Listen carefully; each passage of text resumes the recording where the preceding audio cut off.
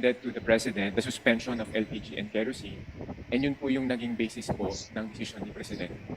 So, hindi naman po siguro labag sa batas kung ang kongresong ito ay hihingi ng minutes nung meeting ng DBCC. So, lahat po ng minutes or any other documents, maybe a resolution that becomes the basis of the President in all his decisions. From the beginning, na-certify na urgent yun bago kami mag-break. At saka yung ngayon na kerosene lang at LPG. That is again a motion, Mr. Chair, na kailangan nilang isubmit para malaman namin yung kabuuan. Para ako personally, mapagtanto ko, kung ganito rin lang pala, bakit kailangan ko pang gagastos ng 17,000 round trip ticket para mag-attend? Kayo-kayo lang din naman pala ang magdedesisyon. Muro-muro lang din naman pala yung ginagawa natin dito. Alas 12:24, wala pa tayong pananghalian. Tapos, Tinan mo, ayan ang dahilan kung bakit nagiging muro-muro, sarswela lang nangyari sa kanila dyan. Diba? Puro mga wala rin wala rin resulta yung mga taga DOF Wala rin silang masagot sa tanong ng mga kongreso dyan Di wala rin nangyayari, di ba? Walang output, walang resulta. Kaya ganun. alas 9 ng gabi, alas 10 ng gabi. Pagkatapos, ilan lang din naman pala ang nag-uusap para makabuo ng desisyon. Para hindi na tayo magsayang ng panahon, hindi kami madamay. Naituro pa kami na meeting kayo dyan. Gumagastos tayo ng pagkain kung ano dyan. Kaya nakita nyo, tubig lang ang iniinom ko. Hindi ako mainom ng kape kasi nahihiya ako. Wala namang output So, kami mga lineman, may output kami pagbaba namin sa poste, tapos yung structure. Pero ngayon dito sa Kongreso, nakailang balik ako sa Maynila, pauwi-uwi, walang output Kaya natanong ko yan, kindly submit that para malaman namin yung pinag-usapan ninyo. Kasi parang nangyari dito, parang ginawa lang kaming props dito Thank you, Mr. Chair. Thank you very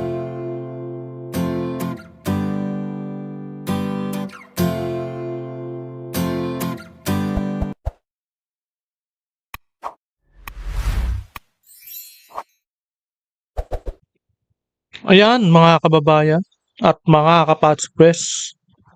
Dito po sa video ito ay napapansin ko na sarswela na naman ang mangyayari. Alam nyo kung bakit? Wala na naman dito Dito sa Kongres, malamang puros pag-aaralan lang. Na naman dito na walang output dito. Ibig sabihin, walang resulta. Puro mga sarswela, di ba? Puti pa sa Senado. May plano na action. May plano at action, di ba? Na magaganap dahil sa magagaling mag-analyze ng problema. Lalo na si Senador Marcoleta. Nakakahanga po yan sa Senado. Kaya, di ba? Kaya tanong at answer lang ang mangyayari dito sa kongreso na to. Walang mangyayari. Kaya tinan mo, yung mga pag-aaralan pa raw, kung ano-ano na nasasabihin nila, hindi nga natin makikita rito yung sekretary ng DOE na kaalyado ng gobyerno Diba? Kaalyado yan, puros mga kaalyado rin ng gobyerno itong mga committee na to na puro pagtatakip lang din ang mangyayari. Diba? Ngayon, ang tanong, dahil nga walang inintindi ang kongresong ito at abala sa impeachment ni Vice President Inday Sara ay eto, ang tanong, di ba? Hanggang kailan kayo magbabalitaktakan dyan? May resulta na ba sa mungkahin ninyo dyan sa Kongreso? Di ba? Mga pakitang tao lang. Dyan kasi sa late na kayo sa problema ng oil crisis. Palibasa, watak-watak na kayo dyan. At karamihan sa inyo dyan hindi makaporma sa mga oil companies. Kasi puro oligarko ang nakakapaligid sa inyo. Puro oligarko. Mga nagmamay-ari ng di ba? Hindi ninyo rin pinatawag yung mga Department of Energy na talagang sila secretary. Di ba? Yung mga direktor. Kaya hindi nyo rin nung pumutok yung pagtaas ng krudo na habang yung old stock pa ang binebenta ng mga sakim na mga oil companies. Sa totoo lang, ang bagal ng kongreso na ito, ngayon, magbe-break na naman sila. Nasa Mayo pa ang balik nila. Diba? Ito yung hearing na walang kasiguraduhan. na matatawag natin, di ba? Kaya yan po, no? Bago po natin panoorin ang video, ay welcome po muna sa aking channel. Ito, at muling nagbabalik ang inyong lingkod, Pads Press TV. Kaya panoorin po natin ng buo ang video ito. Force yung mga plane tickets ko dahil lang sa mga hearing. Pero mukhang nadamay ang Kongreso doon sa desisyon ng executive with all due respect. Kaya natin pinaspasan dito, nakahabol ako sa airport, nag-atin dito. Lalong-lalo na yung Paano kayo, excise tax na yun. paano kayo yung hindi madadamay? Panay ang travel ninyo. Di ba? Puro kayo bakasyon sa ibang bansa. Kaya nadamay kayo. Eh kung hindi ba naman kayo mag-stay lang kayo dito sa ano eh, 'di ba? Kung mag-stay lang kayo dito sa Pilipinas at gawin ninyong trabaho ninyo, hindi kayo madadamay sa overpriced na mga ticket. Ganyan po ang totoo. 'Di ba? So ganito na lang. Ano po yung, for purposes of transparency, ano po yung official recommendation ninyo sa Malacanang nung sinertify na nag-trigger na isertify yon as urgent? I'm referring to yung excise na suspension. Wala pa rin, hindi pa rin na nangyayari. Ano ba talaga? Gusto lang namin malaman para magkaroon kami ng adjustment dito sa as far as personally, no? Kasi nag-uusap tayo dito, ang sabi ng taong bayan, kaya ako kumakain na lang ako sa opisina ko, kahit tingnan natin ngayon, nagsardinas na lang ako, hindi ako pumapasok dyan. Dahil nakikita ko sa social media, yung mga hearing-hearing na yan, gastos lang yan. So, ano ba talaga ang recommendation ninyo? Can we have that? Ano yung nag-trigger na i-certify on urgent? Mr. Chair, I will defer to the DBCC, to DBM, which is the DBC Secretary. Mr. Chair, okay. So when we went to Malacanang, we have a DBCC resolution approving the suspension of of course, yung LPG, and of course for the suspension, the imposition of basahin ko na lang po to be exact. Okay, the DBCC resolve, as it hereby resolved, to recommend to fully suspend the imposition of excise tax on LPG. Okay, and of course kerosene. Yan nga inirereklamo ng taong bayan sa inyo. Yung LPG tsaka kerosene. Ang pinaka-importanting hinihingi nila yung diesel. Yung crudo na pangsasakyan. Kasi nga apektado ang mga bilihin. 'Di ba? Yung kerosene tsaka yung crude, yung kerosene tsaka gas buwan naman yan. Buwan-buwan yan. Nauubos. Every 6 months, mayroong mga buwan o kaya mga 2 months. Samantalang yung diesel, araw-araw bumibili ang mga jeepney driver na dapat babaan naman na. Kasi nga, iyan ang importante. Iyan ang pinaka-common Kung sino pa yung pinaka-common, yun pa yung iniwan ninyo. Yung hindi pa, yung pinaka-gamit na gamit ng mga jeepney driver at mga ibang negosyante na gumagamit ng sasakyan. Di ba? Yun pa yung hindi iniwan ninyo at hindi ninyo sinuspindi ang excise tax. Grabe. Pero ito maliwanag, no? Kahit siguro ibaba ang excise tax o maging zero.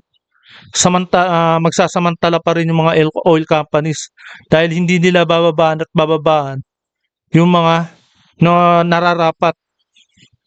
Kung magbababa naman sila ng presyo, katiting lang. Kaya lugi pa rin ang taong bayan. Panalo pa rin ang oil companies na mga sakim sa totoo lang. And number 2 is grant of 10 pesos subsidy per liter of diesel for targeted beneficiaries. So that's the recommendation of the DBCC. Mr. Chair, hindi po yun ang tinatanong ko. Ang tinatanong ko, ano yung recommendation ninyo, ngayon na yan na nag-trigger noon, na i-certify urgent, yung bago kami nag-break, ipasa yung excise tax suspension. Anong nag-trigger? Kagaya niyan, kung mayroon kayo, can we have also that recommendation? Kasi kayo-kayo na lang ang kung para sa akin, kung kayo-kayo lang din naman pala ang pinakinggan ng presidente, ba't nandito pa tayo? Sasayang lang ng oras, ganun. Di ba? Wala Pwede namang bang resulta pakisagot eh. na lang yun, Walang Yusek mangyayari. Adriano? Ano ba naging dahilan dyan? Bakit yan napunta rito at sinertify na urgent? Diba? Saan ba nanggagaling yan? So, in reality, sige, I'm gonna hold my comments to myself muna. What was the trigger?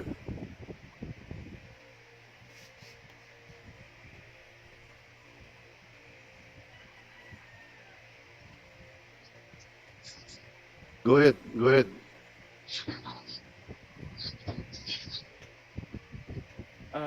Mr. Chair, the context beyond... Can you speak closer to the Mr. Chair, microphone? the context behind the proposal of the executive to reduce or suspend excise is due to a meeting of different agencies. And it was agreed upon that this should be form part of our solution in, as response to the crisis. Now, as translated into the law, the DBCC will recommend to the President what will be the coverage and the specific reduction for the excise tax. So yun po yung ginawang proseso ng DBCC. Nag-recommend po kami based on our review and analysis. At ang naging rekomendasyon nga po ay suspension on LPG and kerosene and a fuel discount at of 10 pesos. Walang Mr. kwenta, Chair, hindi no? pa rin yun nasagot. Ang tinatanong ko po, ano yung triggering reason bago kami nag-break na sinertify ni Presidente na urgent yun, kaya nag-overtime kami dito. Tayo mismo, Oh, nag-hearing anong tayo sa reason? Misamins. Yan yung unang katanungan ko. Kasi may kasunod pa ako na katanungan. Ano Lang dahilan? naman yung tanong ko. Transparency to. Ano yung nag-trigger na sinertify yun? Mr. Chair, just to clarify, it's basically one of the... Baka ang tingin nila, pinipilahan ng gasolina, tsaka kerosene. Kaya nag-trigger sa kanila. Eh, palusot eh. Wala namang nangyaring shortage ng kerosene at gas, ah. Diba? Mga nagmamahal lang yung mga yan.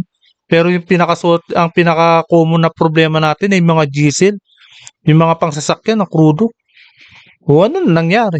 actions that the executive deemed necessary na to be able to respond to this crisis. So ito po yung isa sa Okay, alam na namin na option yon. Sino po, anong grupo, kung cabinet secretarian or secretaries or government agency ang nag-recommend na i-certify yon as urgent? I don't want to ask you what is the definition of urgent. No, kasi alam natin lahat yan. Sino po? Kasi we want that document to be submitted to Congress. Kung minutes yan ng meeting, sinong mga proponent? Kaya nagkaroon tayo ng overtime bago nag-break na may pasa yun. Yan muna ang unang katanungan. Gusto lang namin malaman. Can you answer, please? Walang Mr. Chair, masagot. lang. Kagaya nga nung sinabi ko kanina, nung hiningi at sinertify ng urgent ng Pangulo. Both houses acted up right away. Ginawa, hindi nagdalawang isip dahil alam natin na makikinabang lahat ng mga kababayan natin. Mapamahirap, mapamiddle class, lahat makikinabang. Yusek Adriano, please. To your recollection, we're not indicting anyone here. Just tell us to your factual recollection what brought that bill into our house. Mr. Chair, we will find out, but as far as I know, there were several meetings with different agencies. And then, ang naging instruction sa amin is that we need to push for this as an option that we can use to respond to the crisis. Okay, we'll leave it at that now. Kasi gutom na yung iba ko, kaya ko hanggang alas 3 kasi lineman ako. So, ang inaano ko lang, for the record, Mr. Chair, and this is a motion. No? This is a committee hearing, so I want to move requiring DBCC or any government agency, definitely yung finance, to submit the document that is being that becomes the basis of the president to certify that bill as urgent before the break of Congress. Now, pangalawang katanungan, huwag ko na kayong pilitin, basta isubmit na yan. Gusto ko lang malaman, ano yun? Ang pangalawa kong katanungan, Mr. Chair, anong yung nag-trigger ngayon, no? DBCC ba? DOF ba? Kasi kanina may narinig ako, si Secretary recto ang Department of nag-recommend. Finance. So, gusto kong malaman ngayon, ano na naman ang trigger mechanism ng Malacanang galing sa inyo na nag-issue si Presidente na kerosene lang muna at LPG. Kasi definitely, Yan ang problema there talaga. is a basis Grabe. of the But- President that triggers all of the decisions of the President. At kayo yun sa finance. Yan ang kina-question no? Napaka incompetence ang mga gobyernong ito.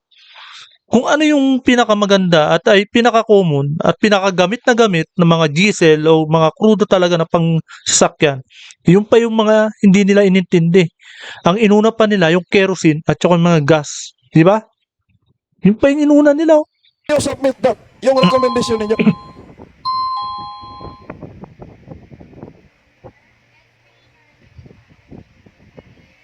May kasagutan ba?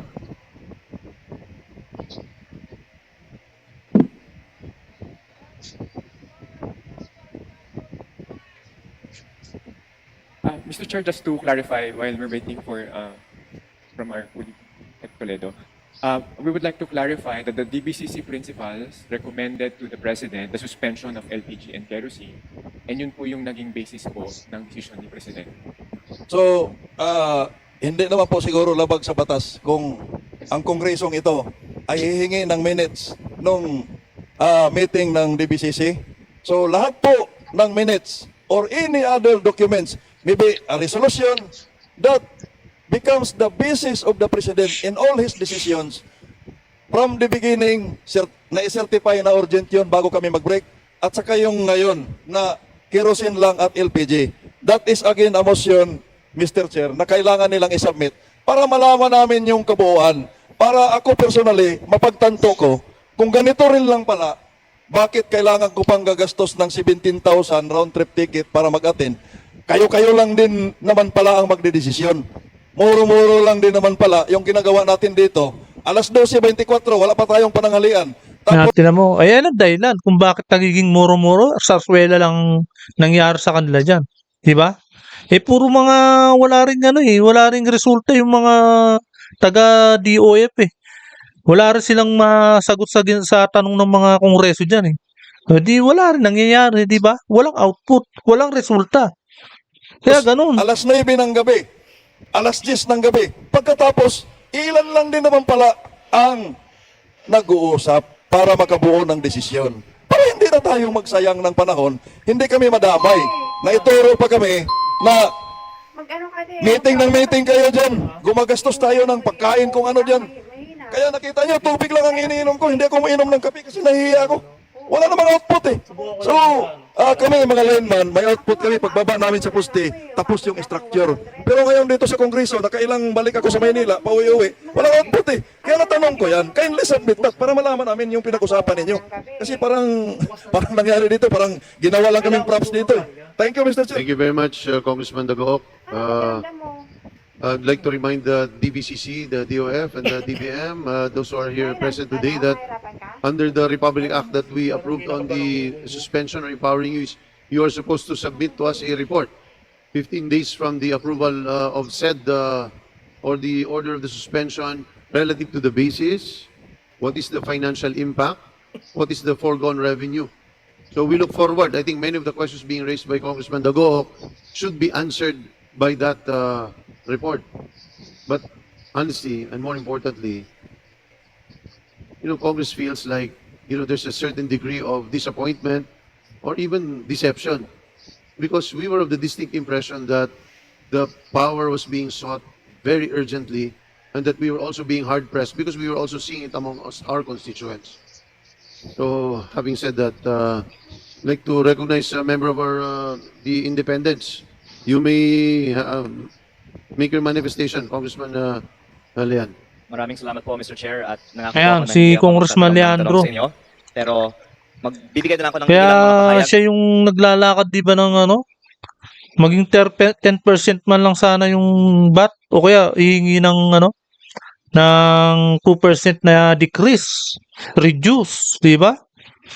Lalo na yung mga bat natin sa mga manggagawa. Sana masuspindi man lang o masiro man lang sana yung bat natin. Kaya nga pahirap di ba? Lalo na to si Recto, grabe.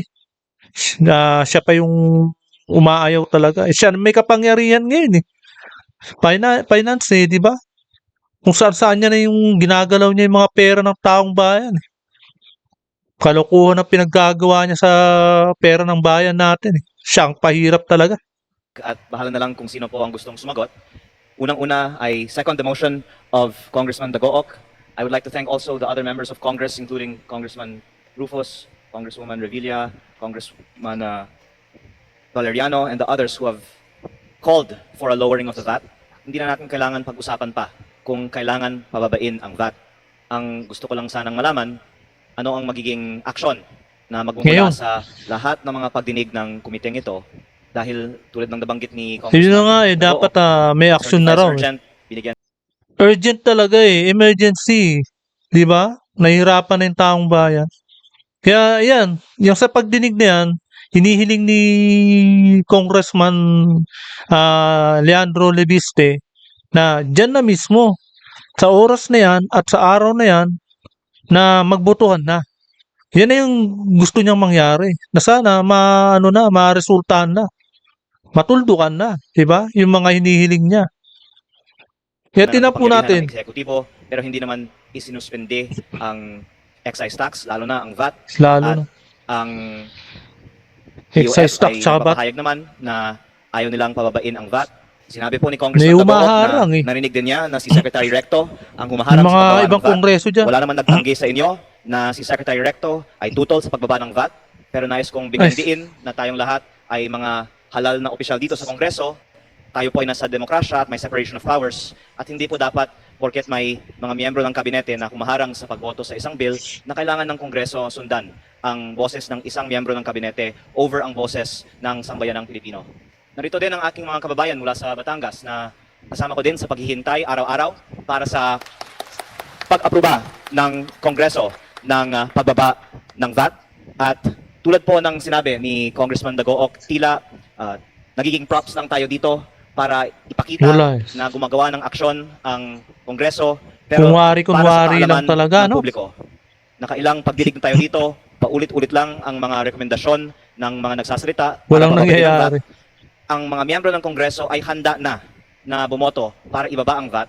Pati ang ating butihing chairman ng Ways and Means Committee ay nagpahayag na sinusuportahan niya ang suspension ng VAT para sa petroleum products. Kaya gusto ko lang malaman kung sino man po ang pwedeng sumagot kung bakit hindi natin i-calendar na ang botohan para pababain ang VAT at kung meron man miyembro ng kabinete tulad ng nabanggit ni Congressman Dagook, narinig din niya, si Secretary Recto yun, na humaharang para pababain ang VAT, kung pwedeng lumabas sila at ipaliwanag nila sa sambayan ng Pilipino bakit hindi natin pwedeng pagbigyan ang kahilingan, hindi lang ng mga nandito na kumakatawan para sa mga ordinary mamamayan, pero pati na rin ang boses ng mga kongresista. Baka naman kasi kaya tumatanggi si Recto Baka mawawalan din siya. Kaya ganun siguro. Na lahat sa mga nakausap ko ay sang-ayon sa pagbaba ng VAT. So ako po ay nag-manifest, hindi po ako nagtanong sa inyo, Mr. Chair, pero kung sakali may pwedeng sumagot sa aking katanungan, kailan natin pwedeng i-commit sa taong bayan na magkakaroon ng botohan para maaksyonan ang pagbaba ng VAT. Maraming salamat sa manifestation. Sandali, tahimik po muna tayo. Tahimik po muna sa tamang panahon po. Maraming salamat at sumasang-ayon tayo sa mga mungkahi, hindi lang ni Kong Ni Leandro, kundi Leviste. natin iba't ibang mga kasama dito na humanap talaga ng tamang solusyon na tingin natin akma at kinakailangan ng ating mga mamamayan. So, hindi rin tayo papayag na tayo ay maging palamuti dahil pinakita na ng Kongreso at pinakita ni Speaker Bogie D na tayo ay magdidesisyon base sa kung anong tingin natin kinakailangan ng mamamayan despite and whatever the executive or the judiciary might say, we make decisions based on the mandate that is given to us individually by our respective districts and by the sectors that we represent. So that is the assurance of everybody who is here. Everyone here is mature enough to make that decision. So maraming salamat sa obserbasyon po na yon. O pwede na po kayo pumalakpak. Mr. Chair, kami po ay pumapalakpak dahil Palakpak, pero walang akala namin boto ibig lang kong yan. sabihin magkakabotohan na at least by May 4 para sa pagbaba ng VAT. Hindi pwede Tama, magkabutuhan ngayon May kasi 4. hindi naman tayo Opo, sa May 4 po, this is pagbalik a briefing sa di ba? Kongreso. So, aantayin natin yung consolidation ng lahat po nito. So, tiyak po tayo na yan po ay prioridad pagdating sa atin. Pero tulad ng kahit anong bagay, sisiguraduhin natin na hindi katulad ng pagpasa ng excise tax, Tagal pa, magiging malinaw, 2 linggo. may basihan, pakikinggan natin ang iba't ibang sektor para maging tama ang ating desisyon dito at hindi natin pagsisisihan because whatever decision we make should never be short-term but should always be long-term for our Pero people. kung maaari ko palang linawin, Mr. Chair, hindi na tayo magiging hostage sa position paper o sa rekomendasyon ng ehekutibo. Kahit tutol ang kabinete sa pamumuno ni Secretary Recto, papaboran ng leadership ng House ang boto ng mayorya ng Kongreso na sumusuporta sa pagbaba ng VAT. Kaya maaasahan ng ating mga kababayan na pagbukas ng Kongreso muli sa May 4, pagbobotohan na natin ang pagbaba ng value-added tax. Tama po ba, Mr. Chair? Tama. Maraming Sagot. salamat po. Hindi, pwede kayo pumalakpak. Sige po, opo. Bakit walang sagot? i-express Lang po yan, natin ang grabe ating naman. sentimento. Pero tulad po na sabi natin Hinihintay yung sagot mo ni Lebiste. sisiguraduhin natin na babalangkasin natin at Baba. magdidesisyonan yan. So, Yeah. maraming salamat, Mas- Congressman. Ito masama. Pagdidesisyonan pa lang at babalangkasin pa lang. Eh di wala nga resulta. Pagdating ng May 4, wala pa rin. Hindi pa rin magbobotohan. Mukhang sa tono ng committee chairman na to na mukhang hindi magkakaroon ng botohan sa Mayo Hindi niya sinabi na dapat meron. Na hindi niya sinabi na yes, dapat magbobotohan na. Hindi niya sinabi. Malamang sa malamang lulukuhin na naman tayo nitong mga congressman na to. Na mga may iba diyan mga hawak ng mga oil companies na hindi talaga boboto. Lalo-lalo na to si Recto. Laki na ng atraso din sa taong bayan. Na dapat managot na to Leandro, sa iyong mungkahi at sa ating mga kasamang nandito, ay magandang umaga po sa inyong lahat. Panghuli, Salamat Mr. Chair, po. nais ko lang sabihin na ayoko naman po kasi na maghintay po kami ng Kaya umihirit ilang linggo pa. na walang mangyayari. Kaya kung maaari natin malaman sino ang kailangan kumbinsihin para tiyakin na maaaprubahan ang pagbaba ng VAT by May 4, yan po ay makakatulong. Hindi po ito personalan. Ito po ay lahat para lang maaprubahan Sa taong ang bayan panukalang talaga yan. makakatulong sa maraming Pilipino. Kaya sa pananaw ng iba sa atin dito din, si Secretary Recto ang pumirma na sa position paper tutol sa pagbaba ng VAT. Sinabi ko po, ito po ay sinabi sa akin, hindi lang po ni Chair, pati po ibang mga senior members ng House, nagsabi sa akin ito, at ayoko na pong buksan itong lahat muli sa congressional hearing, pero nais ko lang linawin sa taong bayan na para tiyakin na aprubahan ng pagbaba ng VAT, dapat siguro dalhin natin ang ating mga panawagan sa mga tunay na nagdesisyon para sa pagbaba ng VAT. At ito po ay sana magiging useful dahil sa mga susunod na mga araw doon sa mga tila nagdedesisyon para sa pagbaba ng VAT, tayo manawagan na wag na nilang harangan at pagbigyan nila ang Kongreso na ibaba ang VAT. Salamat po, Mr. Chair. Maraming salamat. Makikiusap po tayo sa mga kasama natin. So, we are wrapping up on the DBCC. It is already 12:35. So, pakiusap po natin. Humingi na rin po kami ng dispensa dito sa ating second topic on transportation. Napaka-importante. Napakaraming gusto magtanong. At ito talaga yung buod at nandito yung ating mga representante ng ating mga manggagawa. Hindi lang isa, hindi lang dalawa, hindi lang tatlong mga representante na nais natin pakinggan. But in the meantime, tayo po muna ay mag-lunch break. Lahat po kayo ay inaanyayahan po namin na Yan po, hanggang dito na lamang po. At syempre, napakinggan natin at napanood ang balitaktakan nitong mga congressman at lalong-lalo na kay Leandro Lebiste na talaga naman nagsisikap na maibaba ang VAT at excise tax na kahit hindi man lang sana masiro o mababa man lang para yung mga sweldo ng mga taong bayan o yung mga manggagawa ay hindi nakakaltas. At ibig sabihin lahat ng taong bayan na manggagawa ay makikinabang dito. Hindi yung puro ayuda-ayuda. Kanya-kanyang palakasan lang yan. At siyempre, alam na ng taong bayan na kung kani-kaninong bulsa lang napupunta yung ayuda-ayuda na yan. Pero 10,000 lang, hindi naman lahat mabibigyan. Kaya, kaya nga no, hanggang dito na lamang po. At kung hindi ka pa nakakapag-subscribe, please subscribe my channel para lagi kang updated sa bawat upload ko. Maraming salamat po.